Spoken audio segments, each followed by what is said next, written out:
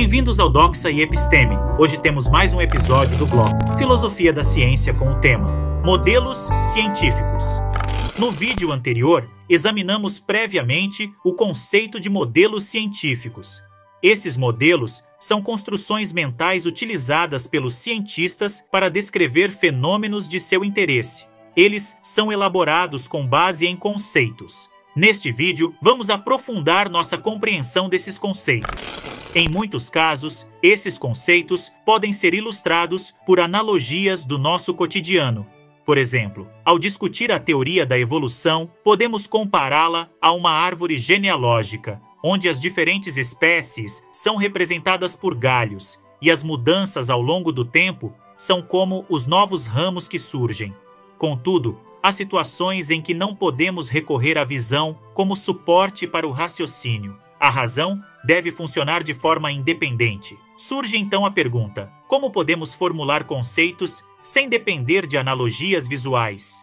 A resposta a essa pergunta foi fornecida de maneira eficaz pelo cientista Galileu Galilei, que expressou seus conceitos por meio da linguagem matemática. Segundo Galileu, o livro da filosofia é o livro da natureza, um livro que está constantemente aberto diante de nossos olhos, porém poucos sabem decifrar, pois ele está escrito com símbolos diferentes dos de nosso alfabeto, tais como triângulos, quadrados, círculos, esferas, cones e pirâmides. É essencial analisar mais profundamente esse ponto, pois representa um momento crucial na história da ciência. Antes de Galileu, os filósofos tentavam decifrar a natureza, interpretando-a através do ser humano como o terceiro texto. Tudo era descrito de uma perspectiva antropocêntrica, inclusive teocêntrica, buscando compreender a natureza em relação ao seu propósito final. Telos. As coisas só tinham significado se conhecêssemos sua finalidade. Explicar algo significava entender sua finalidade, seus objetivos e propósitos. Rubem Alves destaca o significado subjacente presente nesse contexto. Se todas as nossas ações são explicadas com base em finalidades, então não seria lógico concluir que a magnífica obra da divindade, o universo, também deve ser compreendida em termos de seu propósito? Certamente. Se aceitamos que a natureza é o resultado da ação criadora de Deus, a mais elevada expressão de sabedoria é reconhecer os propósitos do Criador. Assim, questionamentos teleológicos foram direcionados à natureza e as respostas obtidas ajudaram a dar significado à vida das pessoas. No entanto, havia um pequeno problema com essas respostas. Embora fossem esteticamente belas e psicologicamente fascinantes, estavam inevitavelmente sujeitas às idiosincrasias da subjetividade. Elas não podiam ser testadas nem corrigidas. Em uma época em que o universo era entendido como tendo um sentido humano, Galileu ousadamente afirmou que o livro da natureza está escrito em caracteres matemáticos. Isso implica que o mundo não possui um propósito humano. Foi essa a afirmação que o colocou em conflito com a Inquisição. Ao fazer essa declaração, Galileu removeu a natureza do quadro caloroso e acolhedor, marcado pelo amor e pela sabedoria divina, e a colocou em um mundo impessoal, governado pelas relações numéricas.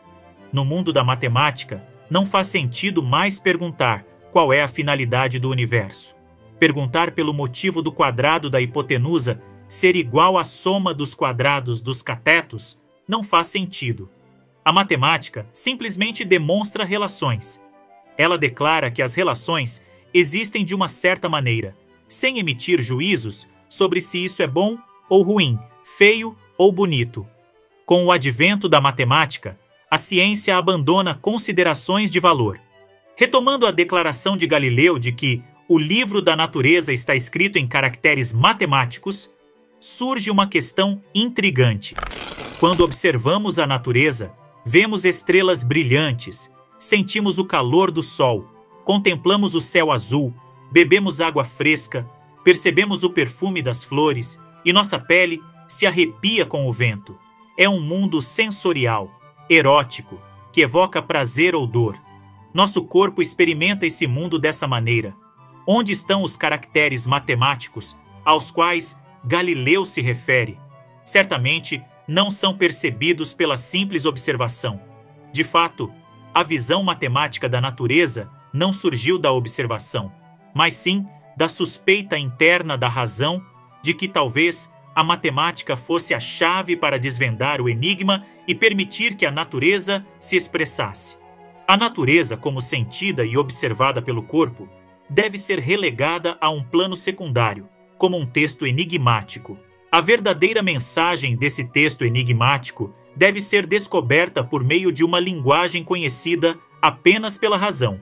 Com o corpo descartado como meio de compreensão da natureza, a razão matemática se impõe, desprovida de sangue e corpo, é verdade, mas universal e eterna.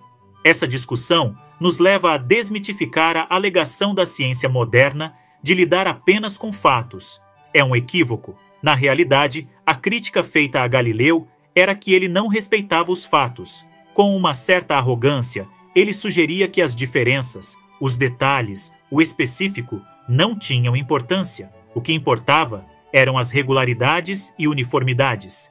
Em vez de partir da realidade e sua vasta variedade, ele impunha uma camisa de força sobre ela, forçando as diferenças a se dissolverem nas identidades matemáticas. Tudo em nossa experiência sugere que a tendência de todos os movimentos é o repouso. No entanto, Galileu, em nome das exigências matemáticas, afirmava que a tendência de todo movimento é continuar indefinidamente.